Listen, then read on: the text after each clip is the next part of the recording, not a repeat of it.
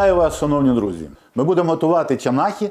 Для чанахи нам буде потрібно на 6 порцій свинина, грудинка або ребра, можна іншу жирну частину, десь кіло 200, картопля близько кіла, цибуля 300 грам, морква 300 грам, квасоля 1,5 склянки, томати 400 грам, олія, у тому числі для фритюру, вона тут у фритюрниці, часник 5-6 зубків, лавровий лист 6 штук, петрушка, кінза, перець чайна ложка, молотий коріандр і на знак того, що у нас блюдо грузинського походження, ложка аджики. А також десь літр-півтора бульйону. Чанахи – це грузинське блюдо. Але якщо ви поїдете на Галичину, то побачите, що в тамтешніх кафе і ресторанах ви його зустрінете не рідше, ніж в Грузії. І багато галичан буде здивовано, якщо ви скажете їм, що це не галицька страва. Я не знайшов достовірної історії, як так сталося.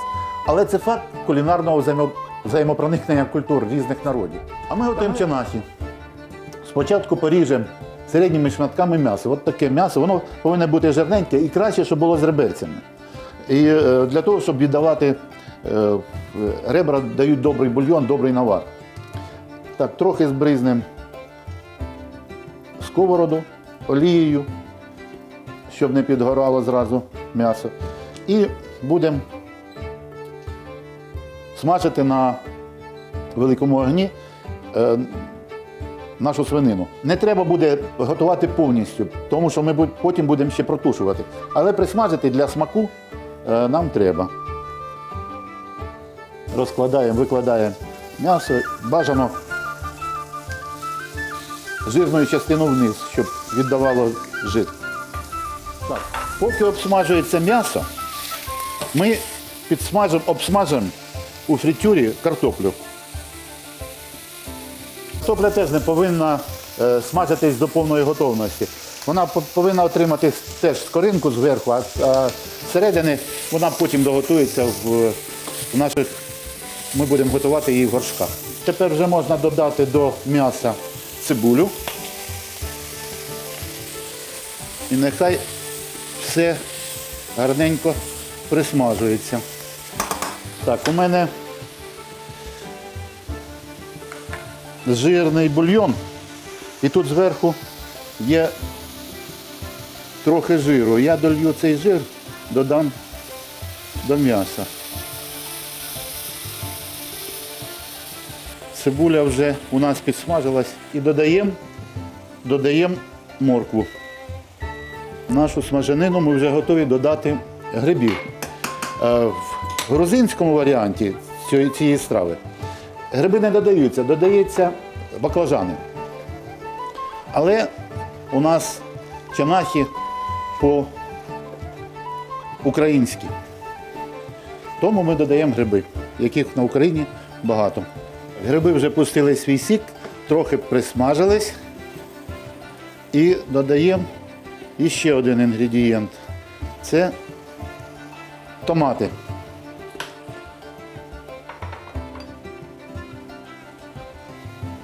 Тут подрібнені томати зі знятою шкіркою. Я заздалегідь подрібнив, щоб не займати час, не витрачати на зйомки. Так, і нехай 7-10 хвилин воно протушиться все разом. Можемо, щоб не витрачати часу, порізати зелень, яка нам знадобиться трохи пізніше. Я беру свої чудо-ножиці і подрібнюємо зелень для нашої страви. Здається, наше м'ясо з овочами вже протушилось до рівномірного такого стану, коли всі змішались наші смаки. Виключаємо, хай трохи почекає нас. Картопля теж обсмажилась. Виключаємо нашу скороварку фритюрницю. І приступаємо до останнього етапу приготування наших чанахів. Так, достаємо горнятка, в яких буде готуватись наша страва. І додаємо в нашу суміш м'яса і овочів, додаємо спеції. Так, спочатку у мене тут є подрібнені сушені гриби, які додадуть гарного смаку нашій страві. Тепер додамо приправу овочеву, 10 овочів. Вона теж додасть смаку нам.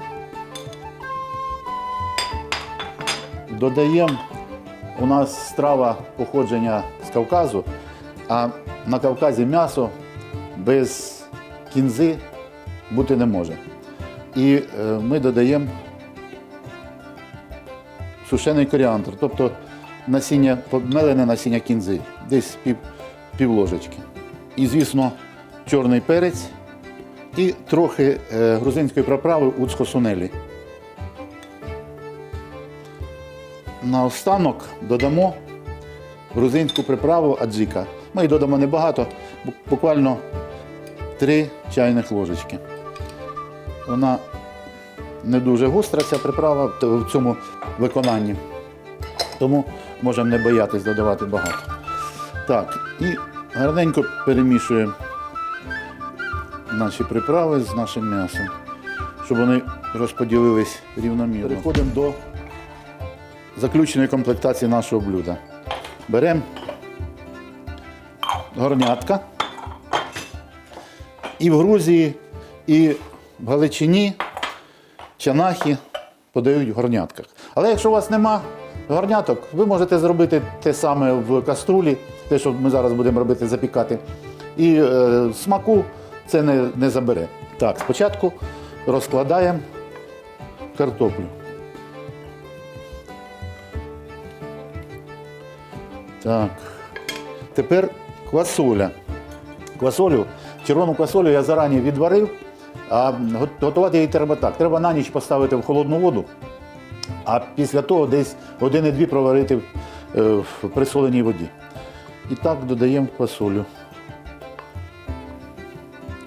В грузинській кухні квасоля додається не завжди в чанахі, а в українській завжди. Бо галицькі чанахи, вони не можуть бути без квасолі. Я частину квасолі подрібнив на блендері, зробив таку кашу. Для того, щоб чанахи наші були такі насичені, густі. Чанахи по консистенції десь посередині між печеною, звичайною, і супом. Тобто тут повинен бути значна кількість бульйону, але вони повинні бути густі. Додаємо головне м'ясо. М'ясо і овочі наші. Тепер дуже важливо, треба посолити, бо якщо буде страва з м'ясом не солона, то будуть проблеми. Десь по 1/3 чайної ложки у кожне горнятко солі. Так, ну і заповнюємо горнятка до повна, заповнюємо бульйоном. Можна водою. Те м'ясо і кістки, які є у нас, вони віддадуть свій бульйон, але я люблю насичені блюда, коли багато бульйону, коли воно гуде від насиченості. А що обов'язково треба додавати в печення? Обов'язково треба додати лаврове листя. Кладемо по листочку у кожне горнятко. Складно уявити собі без присмаку лаврового листя, правда ж?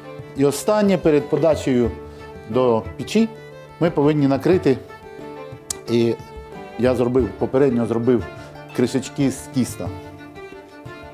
Чанахи повинні мати яскравий, насичений часниковий смак. Тому ми подрібнемо часник і розкладемо по дрібці часнику у кожне горнятко. У нас їх 5 зубчиків часнику ми подрібнемо зараз. Дрібнити не треба дуже сильно, так, приблизно.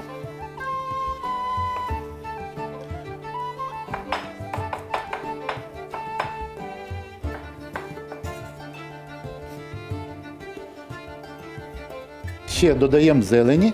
І грузинська кухня любить зелень, і українська кухня любить зелень.